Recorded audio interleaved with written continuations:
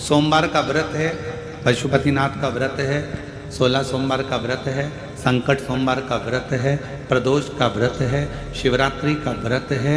उस दिन बेलपत्र को, जिस दिन आपका व्रत होता है उस दिन बेलपत्र को नहीं तोड़ा जाता। कितना सुंदर वर्णन है, जरा सुनिएगा। शिव महापुराण का, लिंग पुराण का ये वर्णन, शिव पुराण का, स्कंद पुराण का ये वर्णन ध्यान रखना। जिस दिन आपका सोमवार का व्रत है उस दिन बेलपत्र नहीं तोड़ा जाता। जिस दिन आपका पशुपतिनाथ का व्रत है उस दिन आप बेलपत्र नहीं तोड़ोगे वृक्ष।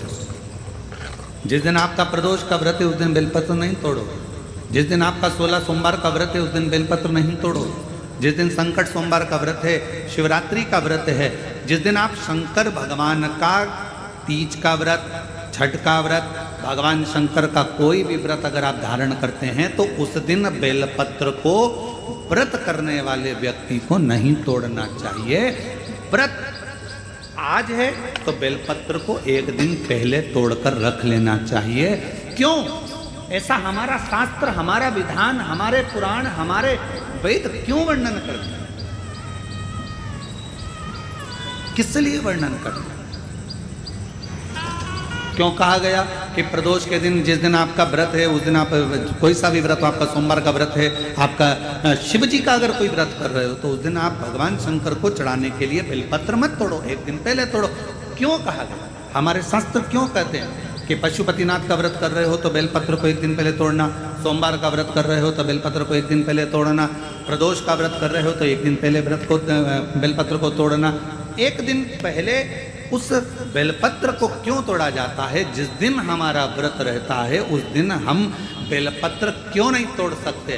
तो हमारा शास्त्र कहता है, शिव महापुराण वर्णन करती है कि जिस बेलपत्र की पूजन आप साल भर में अगर एक दिन भी आपने बेलपत्र को जल चढ़ाया है, एक दिन भी बेलपत्र को नमन करा है, एक दिन भी बेलपत्र के वृक्ष को यदि तुमने पूजा है, साल भर में एक दिन भी आपने अगर बेलपत्र की आराधना करी है, तो आप जब जब सोमवार का व्रत रखती हो, प्रदोष का व्रत रखते हो, आप जब जब शिवरात्रि का व्रत रखते हो, आप जब संकट सोमवार का व्रत रखते हो, पशुपति व्रत रखते हो, तो तुम्हारे उस व्रत को सफल बनाने के लिए बेलपत्र का वृक्ष भी तुम्हारे लिए व्रत रखता है, जिससे तुम्हें उस फल की प्राप्ति।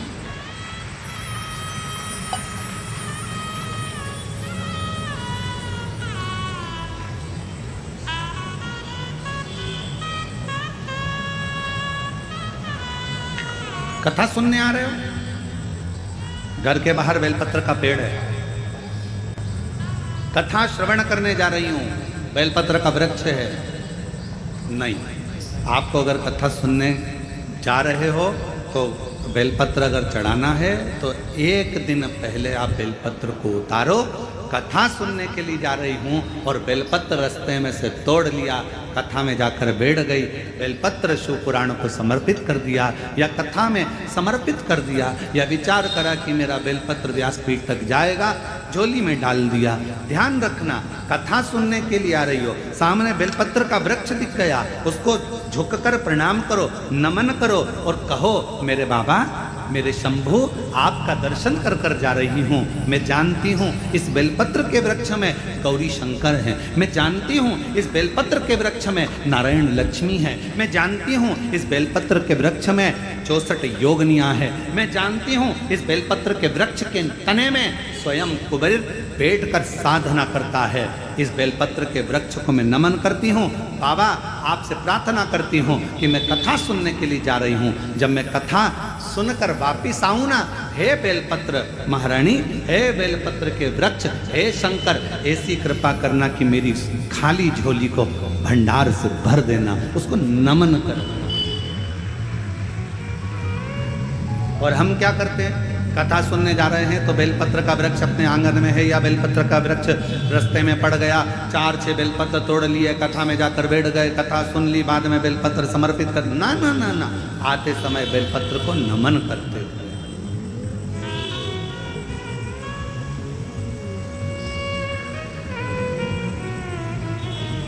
प्रणाम करते हुए, विनय करते हुए, और मैंने तेरे ही भरोसे बाबा तेरे ही भरोसे हवा बिच उड़ती बाबा डोर हर तो चढ़ी नावे खड़ी जावागी बोले मैं तेरी पतंग शंभू मैं तेरी पतंग हवा बिच उड़ती जावागी बाबा डोर हटो चढ़ी नावे कटी जावागी बोले मैं तेरी आप उसको नमन करिए। कई लोग कहते हैं गुरुजी हमने पशुपतिनाथ का व्रत किया, हमने 16 सोमवार करे, हमने सोमवार का व्रत करा, हमने प्रदोष करी, हमने बाबा की सोमवारी का व्रत करा, मेरा बाबा मेरे सुनता क्यों नहीं है? हम गलती कर दिए। हम जिस दिन हमारा व्रत था उस दिन हमने बेलपत्र को तोड़ लिया, उतार लिया, हम भूल गए।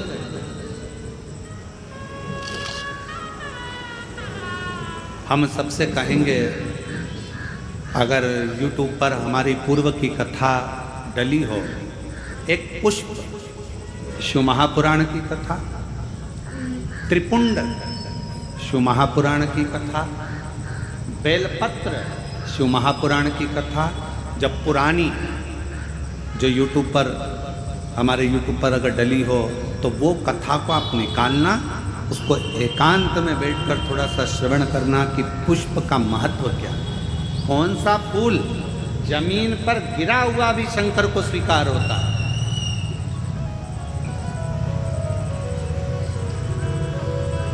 कौन सा पुष्प शिव को किस स्थान पर चढ़ाया जाए। क्यों सोमवार, अष्टमी और ये अन्य जितनी तिथियां होती हैं, अमावस्या, पूर्णिमा, प्रदोष, चतुर्दशी, त्रयोदशी, ऐसा वर्णन उसमें आता है कि इन दिन बेलपत्र को नहीं तोड़ा जाता। अष्टमी, नवमी, ये तिथियां हैं, क्यों नहीं तोड़ा? किस लिए? क्या कारण है कि इन तिथियों पर बेलपत्र को नहीं तोड़ा जाता? तो कहा जब हम रोज बेलपत्र को जल चढ़ाते हैं, शंकर की आराधना करते हैं, तो बेलपत्र के वृक्ष के नीचे बैठकर देवता भी हमारे कल्याण की कामना करते।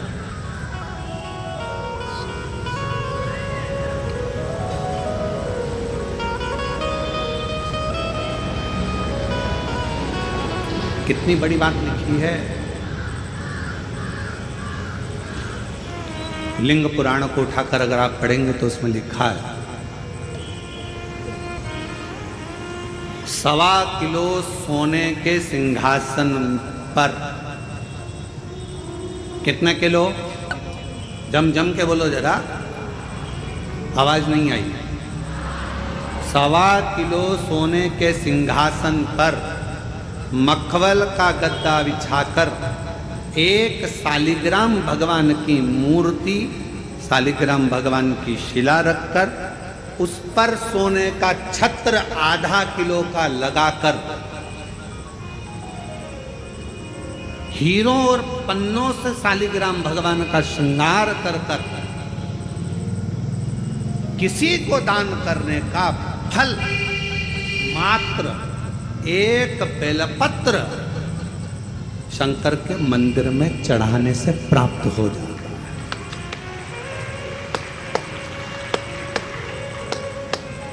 कितने किलो सोने का सिंहासन? बोलो बोलो, जम के बोलो जरा। 1.25 किलो। छत्र कितने का? 0.5 किलो। हीरे, रतन, माणिक, मोती, सोने से जड़े हुए शालिग्राम भगवान को सिंहासन पर रखकर दान करने का जो पुण्य होता है, 1000 अश्वमेध यज्ञ का बराबर का जो पुण्य होता है, हजारों सर्वोत्तम यज्ञ करने का जो पुण्य होता है, सोम यज्ञ करने का जो पुण्य होता है, वो एक बेलपत्र शंकर भगवान को चढ़ाकर भगवान शिव को अर्पित करने से प्राप्त हो जाता है। और ऐसा यज्ञ का फल मेरा विश्वास करता है, मेरे छत्तीसगढ़ वासियों के लिए, मेरे संपूर्ण देशवासियों के लिए, मेरे संपूर्ण विश्व में रहने वाले शिव भक्तों के लिए, ये मेरा दिल कहता है कि इतना बड़ा दान मेरा मन करता है कि आप सब हफ्ते में कम से कम एक दिन ऐसा आता होगा कि आप भी एक बेलपत्र शंकर को चढ़ाते होगे, तो समझ लेना कि आपने भी अश्वमेध यज्ञ, सोम यज्ञ और स्वर्ण सिंहासन, स्वर्ण छत्र का दान अपने जीवन में कर लिया।